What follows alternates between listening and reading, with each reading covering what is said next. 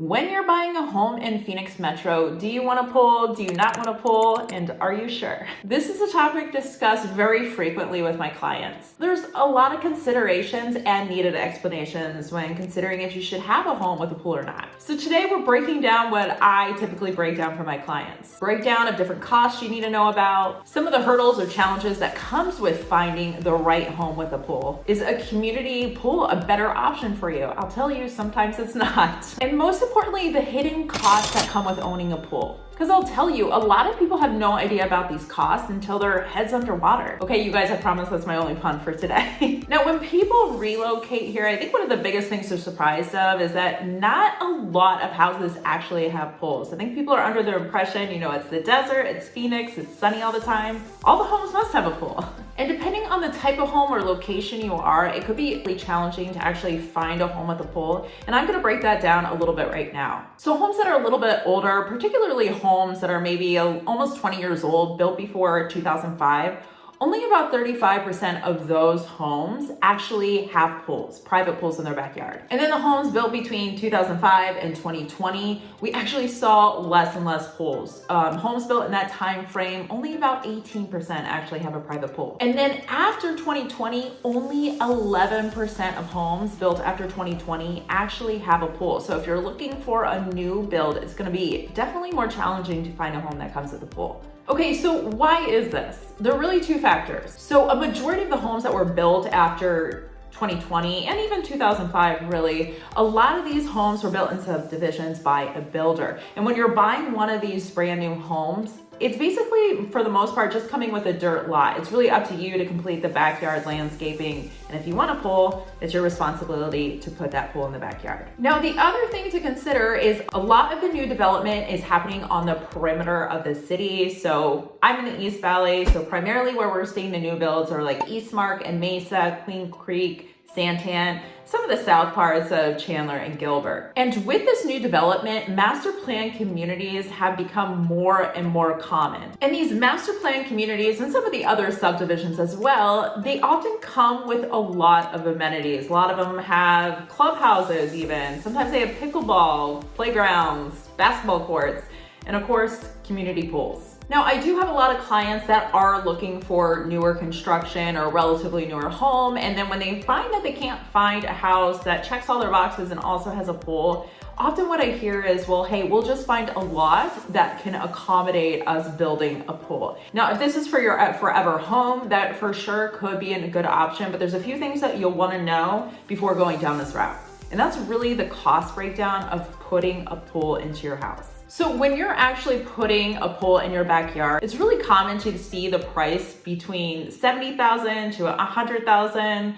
And really, if you're getting a lot of upgraded features, it can be several $100,000 depending how swanky you want your backyard to be. But this is the catch. When an appraiser comes in and provides an opinion of value on the property, often they're only increasing or estimating the value of the home, maybe $15,000, maybe $20,000, compared to a house that doesn't have a pool. So the thing to note is you aren't necessarily going to see an immediate return on your investment. Now, if this is your forever home and you're gonna be in the home for a while, maybe it's worth it for you. But if you're planning on turning around and selling this home in a few years, you might want to make sure that that's really important to you to have that pool. Now, as far as the opinion of value from an appraiser, there's no hard, fast rules per se. One example is a luxury property or even just a backyard that's really upscale. An appraiser may be accounting more than 20 grand for that home. It just really depends. Now, when you're trying to break down whether, adding a pool is really going to help appreciate the value of your home or increase the value of your home,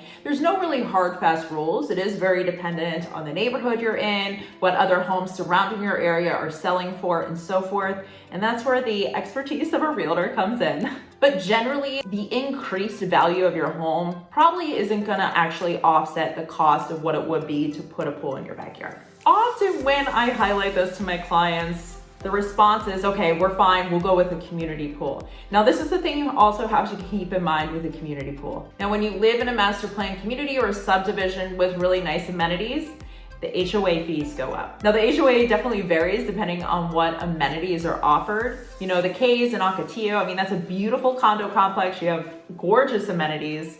it can easily be over $400 once you add all the different HOA fees they have. Now, the newer master plan communities, their pools are definitely more of a resort style looking pool. Eastmark, the HOA is a little over $100. Barney Farms in Queen Creek is about $155. And then Power Ranch in the southeast part of Gilbert, that's a little over $100. And generally, the HOAs for townhomes are gonna be considerably more expensive for single family homes too. Now, in my personal opinion, when we're looking at some of these newer communities that I just mentioned, the HOA doesn't seem terribly bad considering it's typically packaged with a lot of other amenities. And then also, if you own your own pool, you have to think about the monthly expenses that comes with that too. And I'm gonna break that down now. Now, if you guys also don't mind hitting that subscribe button, it definitely helps my channel out a lot and I would appreciate it greatly. Now, if you own a pool, it comes with weekly maintenance. You have to empty the skimmer basket. You gotta get the leaves and debris out of there. You need to brush the pool and you also need to test the chemicals in the water. We've all seen that house with the green pool and you guys don't want that.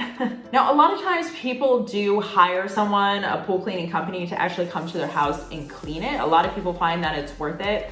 Typically, I would say it's usually between $120 to $150 a month. So it's really just depends on the location that you're living in and of course the pool, how deep is it, how big is it, all that good stuff. So now I want to talk about other costs that come with owning a pool. The first one is water. Now, water actually isn't terribly expensive here. I live in Gilbert and my water bill is usually under $25 a month, but it is the desert and the water evaporates. I was actually talking to a pool guy and he was saying on average weekly, you lose about a quarter to a full inch of water each week. So in essence, you got to top the water off in your pool, but this is usually one that's not super expensive unless you're actually having to completely drain and refill your pool. But the electric bill is the one that could get you, particularly during the summer months. Now, the electric bill is kind of hard to estimate exactly how much your electric bill will increase each month if you have a pool, mainly because there's just so many factors that influence your electric bill to begin with.